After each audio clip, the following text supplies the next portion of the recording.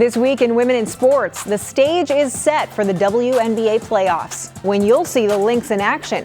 Speaking of, two Lynx legends join their former teammates in the Hall of Fame. And meet two sisters carrying on a long family legacy as Gopher athletes. WCCO's Women in Sports, sponsored by Franson Bank and Trust. Thanks for joining us. I'm Maria Lisignoli, in for Marielle Mose.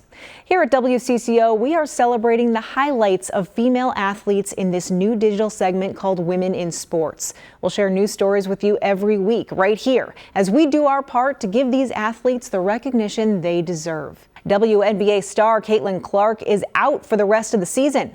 The Indiana Fever guard has been sidelined since July with a groin injury. Clark says she has spent hours in the gym every day, but she won't improve enough to return to the regular games.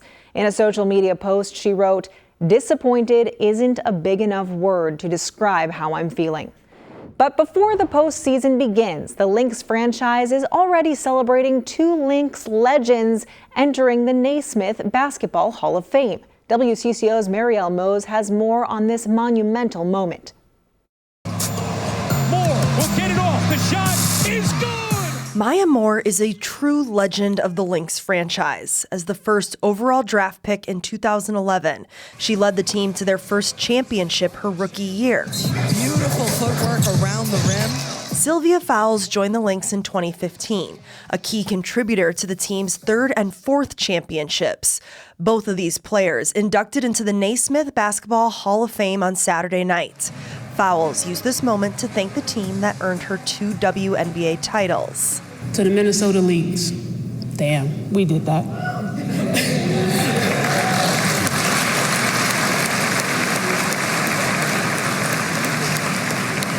Thank you for challenging me and helping me elevate my game. Moore used her time on stage to give a message to the next generation of women's basketball players. Don't miss out on learning from someone more experienced than you. The joy of helping someone else get better. The joy of having people around you that believe in you and you believe in them. Seek that culture out. Be a part of that culture. The induction ceremony happened in Springfield, Massachusetts. But here in Minnesota, the Lynx fandom was watching on. A bar of their own in Minneapolis, dedicated to only carrying women's sports on their TVs, held a watch party for the ceremony. Erica Motter was there. This Hall of Fame ceremony moment is a chance to look back and reflect and celebrate and remember how we got here. As a Lynx season ticket holder since 2004, she witnessed the dynasty years when Fowles and Moore were on the roster and understands the magnitude of this moment. The WNBA is truly the best of the best players in the country, if not in the world. And Hall of Famers are the best of those best. This is like the 1%, not even, of women's basketball players. Moore and Fowles joined Simone Augustus and Lindsay Whalen in the hall. The first time 4 players from the same WNBA team get this highest honor. Let's not take that for granted. That is special. That is unusual. In Minneapolis, Marielle Mose, WCCO Sports. Other Basketball Hall of Fame inductees this year include Carmelo Anthony, Dwight Howard, and Sue Bird. And some exciting news ahead of season 2 for a new basketball women's league. It's called Unrivaled, and some big names in sports are writing big checks for it. Lynx star Napheesa Collier co-founded the league with Breanna Stewart from the New York Liberty. Unrivaled is now valued at $340 million. New investors include Serena Williams' venture capital firm and Atlanta Hawks star Trae Young. The league gives top players an American off-season option to avoid going overseas away from family, while also boosting their professional salaries. The first season ended in March with high viewership and sold-out games. There's a Gopher family lineage that spans several sports and several decades. Marielle Mose introduces us to the Sendin sisters.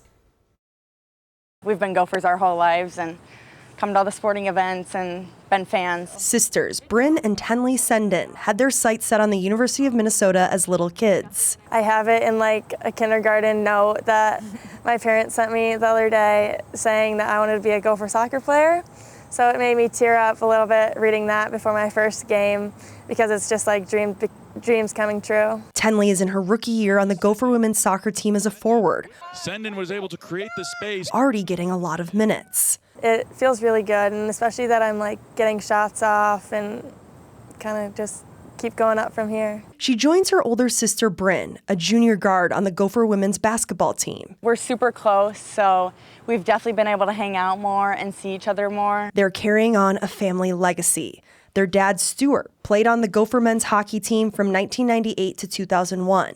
Their mom, Kristen, was on the Gopher women's gymnastics team from 1994 to 1997, helping the Gophers reach the NCAA championships for the first time in program history. They've had to go through the same things and perform under endless amounts of pressure, just as we do. So I would say it's really helpful to have them to confide in. The sisters were standouts in their respective sports at Wayzata High School before coming to the U. They're adding to the family's foundation cemented into the grounds of campus. It just says Skayama, go Gophers. Yeah, I think we put this in after my grandpa passed away, who was a football coach here. The advice from the athletes that came before them is simple. And my dad has always said, just be humble and go out there and do your best.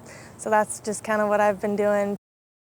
Again, that was Marielle Mose reporting. The girl's uncle was also a Gopher basketball player in the 1990s. So, including Bryn and Tenley, this family has worn the maroon and gold in 6 different sports.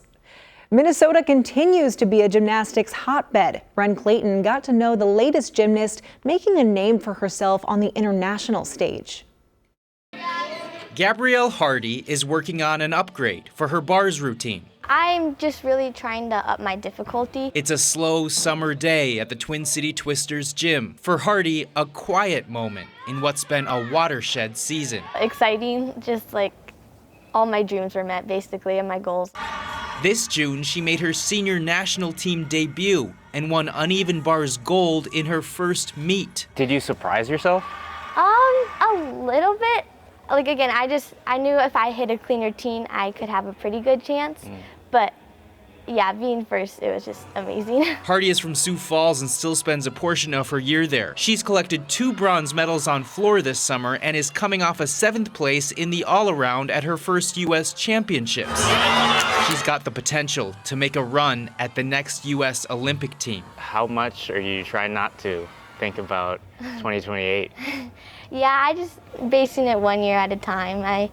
My goal is to always try to stay on national team consistently and just, keep focusing 1 year at a time.